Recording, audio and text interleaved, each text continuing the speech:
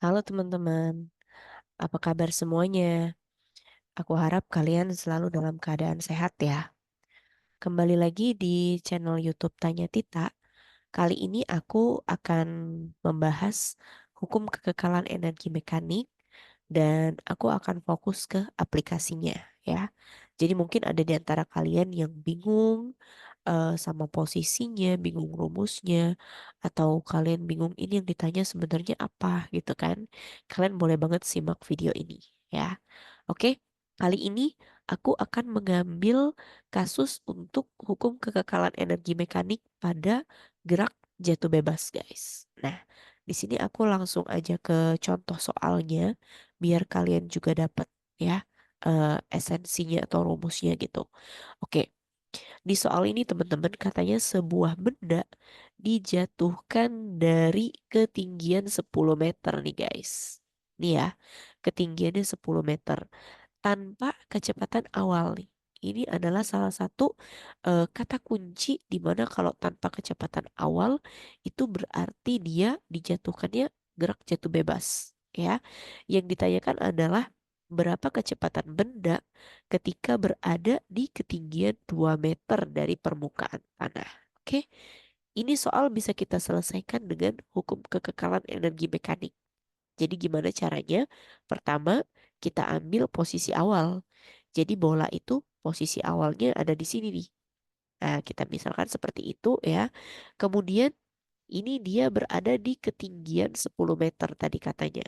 Berarti jarak dari bola itu menuju ke permukaan tanah, ini dia.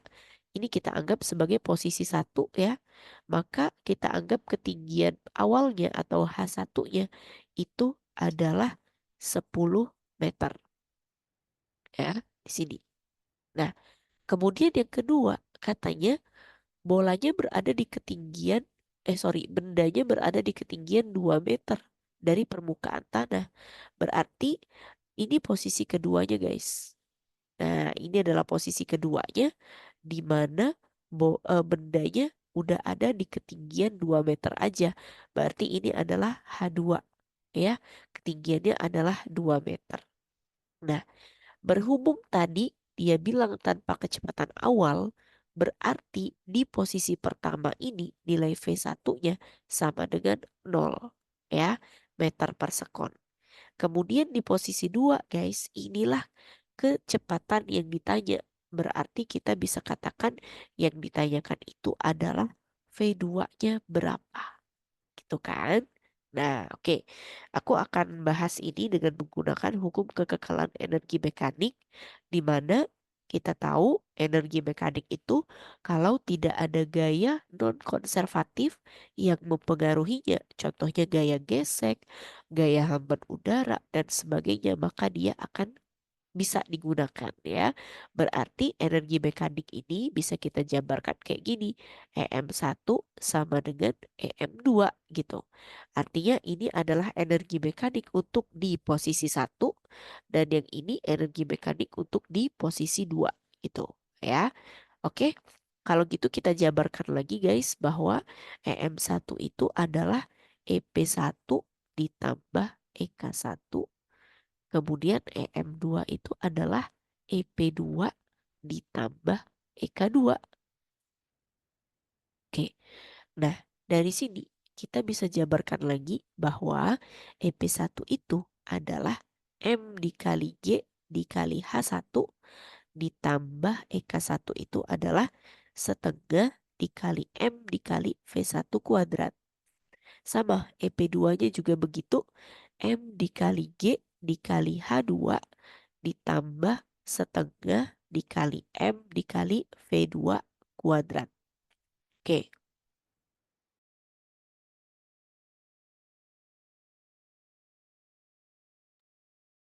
guys, kebetulan kita di sini tidak mengetahui massa bendanya berapa, tapi karena kedua ruas ini sama-sama punya M, maka M-nya bisa kita coret ya. Ini M yang ini sama M yang ini sama ini sama ini kita habisin aja ya. Nah, berikutnya juga teman-teman, Karena dia adalah gerak jatuh bebas dan kita tahu bahwa nilai V1-nya ini bernilai 0, berarti ini bakalan garuh ke sini guys. Kan di sini ada V1 nih. Maka kita buat aja ini langsung bernilai 0. Ya, energi kinetik awalnya itu adalah 0. Karena kenapa? Karena dia dijatuhkan tanpa kecepatan awal alias gerak jatuh bebas. Berarti sekarang yang tinggal dari rumus ini adalah G dikali H1 sama dengan G dikali H2 ditambah setengah dikali V2 kuadrat. Nah, G ini kan nggak diketahui ya di soal. Kita buat 10 aja guys. Ya, H1-nya adalah 10 juga. Kemudian G lagi 10, H2-nya tadi adalah 2 meter ya, ditambah setengah dikali V2 kuadrat. Kita selesain lagi guys. Ini 100 sama dengan 20 ditambah setengah V2 kuadrat. Nah, ini bisa kita pindahin ruas ya. 20 ini pindah ke sini jadinya min 20. Berarti 100 dikurang 20 itu adalah 80 ya. Berarti yang sisa di sini tinggal setengah V2 kuadrat. Nah, duanya juga bisa pindah ruas guys ke sini. 80 dikali 2 ya. Dapatnya adalah 160 sama dengan V2 kuadrat. Nah, ini kan udah ketemu nih guys sebenarnya, tapi masih kuadrat. Tinggal kita akarin aja. Berarti V2 itu adalah akar dari 160. Atau ini sama aja kayak akar dari 16 dikali 10 ya. Akar 16 itu adalah 4, berarti ini adalah 4 akar 10 meter per sekon. Nah, inilah teman-teman cara mencari V2-nya kalau misalkan kita mau mencari dengan menggunakan hukum kekekalan energi mekanik pada benda dengan gerak jatuh bebas. Oke, sekian pembahasan kali ini teman-teman. Terima kasih banyak udah menyaksikan video di channel YouTube aku. Sampai jumpa di episode berikutnya. Bye-bye.